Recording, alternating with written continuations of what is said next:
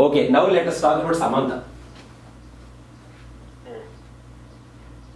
అరే ఇప్పుడు సమంత గురించి మాట్లాడుకుందాంరా.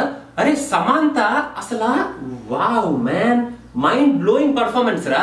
అసలు నిన్న థియేటర్ లో జనాలందరూ సమంతాన్ని చూస్తూ ఉండిపోయారు అనుకో. అసలు మొన్న యాక్చువల్లీ ఫస్ట్ ట్రైలర్ చూసి అనవసరంగా మనం ప్రమోషనల్ వీడియోలో సమంత సమంత అని చెప్పి ఆవిడ లక్కీ అది దాన్ని ఏదోదో వాగేశాం కానీరా.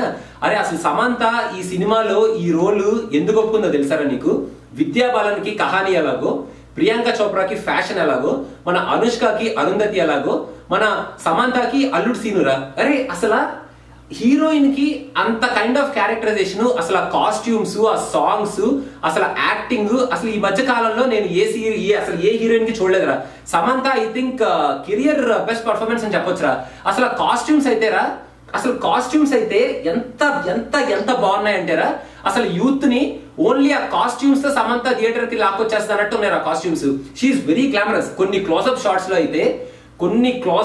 లో అయితే అసలు she's mind blowing man, she's mind blowing. అసలు అల్లుడు సీనుని అసలు మనోడే సూపర్ గ్లామరస్. యాక్చువల్లీ మన అల్లుడు సీను ఈయన గ్లామర్ నే ఓవర్టేక్ చేసింది తెలుసారా సమంత కొన్ని సీన్స్ లో. మ్యాన్ ఇంకా సమంతకి వరుస పెట్టి ఆఫర్స్ రాకపోతే చూడరా. ఇంకా కెరియర్ బెస్ట్ రోల్ ఎలాగో చేసింది కాబట్టి ఇంకా నెక్స్ట్ టైం నుంచి సమంత చిన్న రోల్స్ చేసినా పర్లేదు అన్నట్టరే. తమన్నా ఒక సాంగ్ లో ఉందిరా. అసలు ఆ సాంగ్ సెకండ్ హాఫ్ లోనో లేకపోతే లాస్ట్ సాంగ్ వస్తుంది అనుకుంటాం కానీ ఇంట్రొడక్షన్ సాంగ్ రా. ఫస్ట్ సాంగే తమన్నా సాంగ్. అసలు అసలు ఆ పాటలో లిరిక్స్ ఉన్నాయిరా. ఆ పాట ఉంది, ఆ డాన్సులు ఉన్నాయి. Super man.